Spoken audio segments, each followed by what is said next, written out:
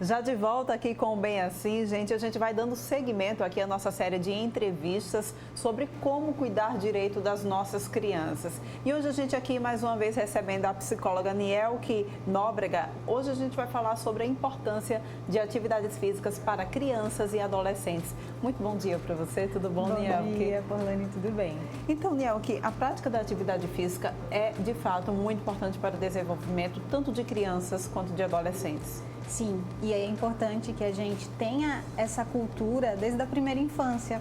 Então, até os 6 anos de vida, né? Por isso esse incentivo das políticas públicas em relação a esse desenvolvimento em várias áreas. Não só no físico, mas no cognitivo, no emocional, né? Então, é relevante que logo nos primeiros meses a gente já comece a introduzir um tipo de atividade para essa criança. Dá para fazer nos primeiros meses de vida mesmo? Sim. Nossa! Nos 6 primeiros meses, a criança é muito reflexo, né? Então, o que ela vê, como ela reage, é muito sentido, tato. Então, uma atividade que é bem indicada nos primeiros 6 meses é a natação, tá? Mas com o auxílio de uma figura parental. A figura parental, ela vai ser fundamental desde o início, assim. Então, é importante também a atividade física, principalmente para a prevenção da obesidade e sobrepeso infantil, que a gente tem encontrado muitos por aí. Bastante. Principalmente porque a obesidade, segundo alguns dados da OMS, ela foi considerada uma pandemia, né? Nós temos índices, até no Rio Grande do Sul, tivemos pesquisas realizadas, que crianças com 5 anos, elas já estavam apresentando um sobrepeso que, em consequência disso, acaba levando para uma obesidade, tá? Então, é importante que a gente observe que práticas alimentares estão sendo utilizadas, né? E aí, o estilo que os pais usam, eu sempre digo que tem um estilo parental que é o indulgente, que, assim, ele tem afeto, essa parte tá suprida para as crianças, porém precisa de um monitoramento, precisa de disciplina, precisa de regras. Então, normalmente, essa criança ela tem tudo que ela quer, do tempo que ela quer, mas aí, assim, ela que escolhe o alimento dela, né? Não tem essa orientação. Então, para que a gente tenha uma vida saudável dos nossos adultos, né? O sono, a alimentação, tudo isso integrado com a atividade física vai fazer toda uma diferença.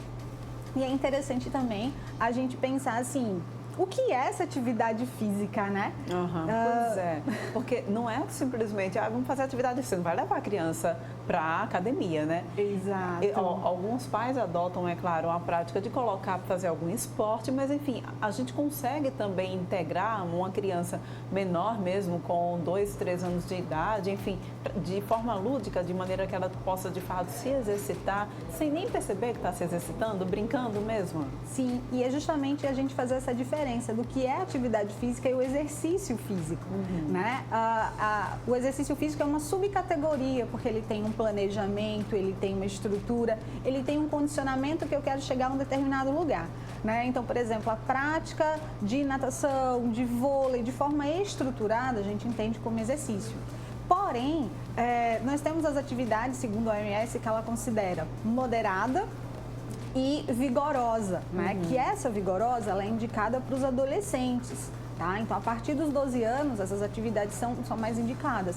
Porque tem um tempo de 60 minutos, as outras, né, a atividade menos intensa, digamos assim, segundo a Sociedade Brasileira de Pediatria, eles pedem para que seja 180 minutos diários. Então, assim, é uma quantidade maior, só que o fluxo, a intensidade é menor.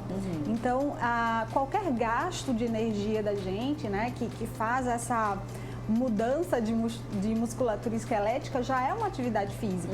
Então, foi muito legal quando tu colocou o brincar, o lúdico, sim.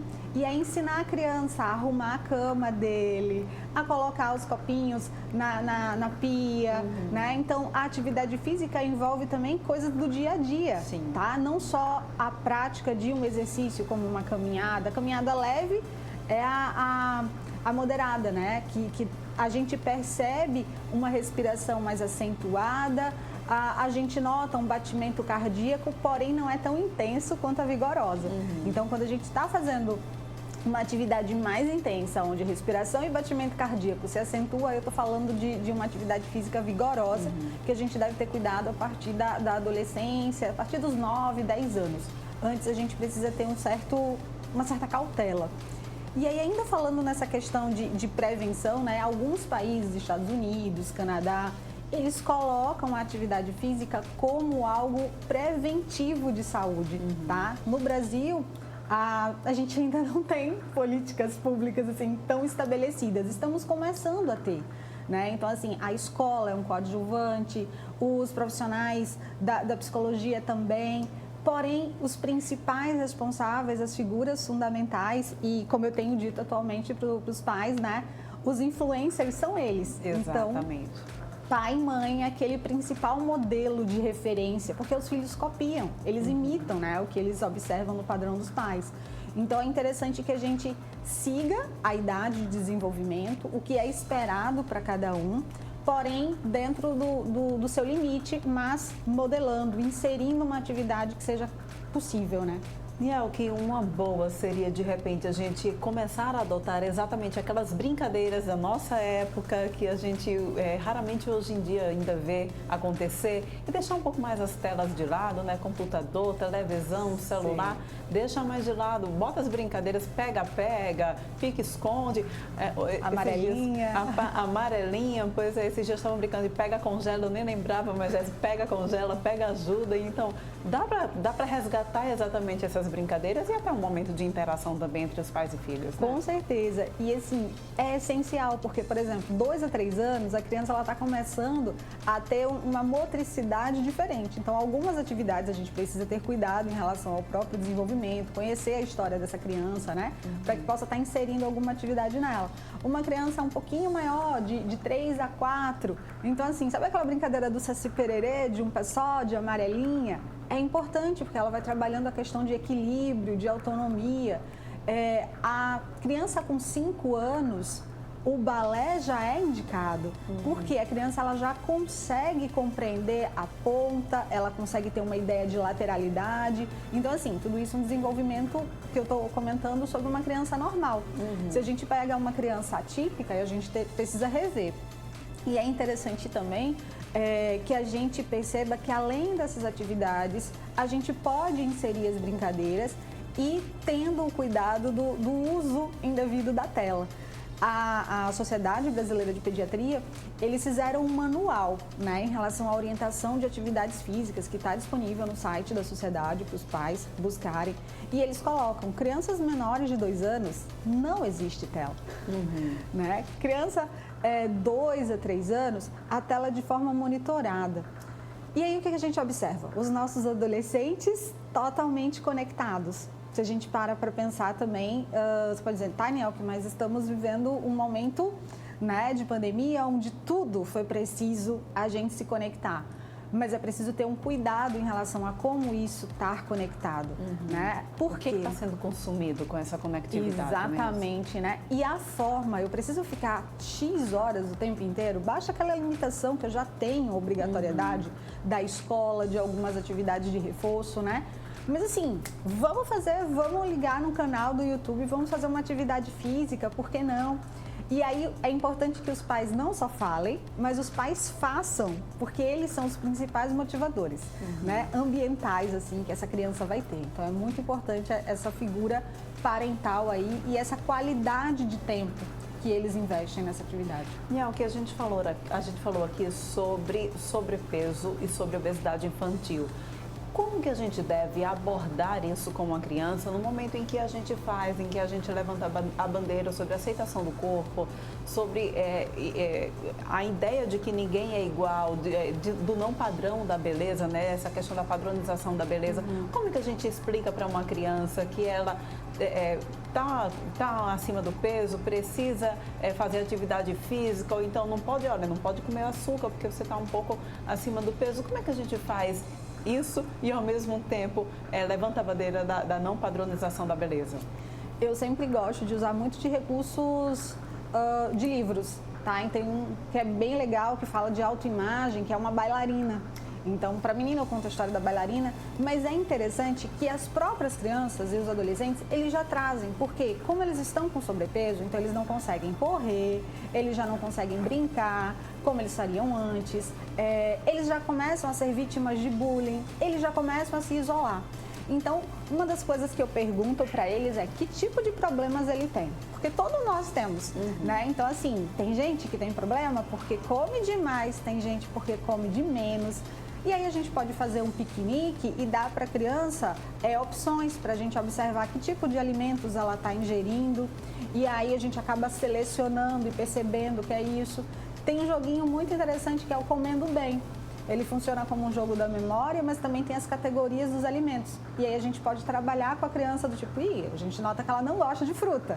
E aí você começa a perceber e a fazer um trabalho psicoeducativo com ela em relação a como ela está se comportando em relação a isso e que está refletindo no comportamento dela em relação ao padrão, né, de como ela está se vendo. Essa questão de imagem é muito mais acentuada na adolescência, porque tem a afirmação da identidade, né? E é quando a gente também, além da obesidade, do sobrepeso, vem transtornos alimentares, como anorexia, bulimia, né? E aí é um grau também complexo que a gente precisa ter cuidado, porque esse adolescente ele está afirmando e será que você aceita? Então, normalmente, a criança já traz, porque ela já está sendo vítima de alguma coisa. Ou então, o padrãozinho de comportamento de isolamento já é um gatilho para a gente introduzir isso para ela. Muito bem. Então, só para a gente firmar aqui, a importância é passar o recado para o pessoal mesmo que está em casa, né?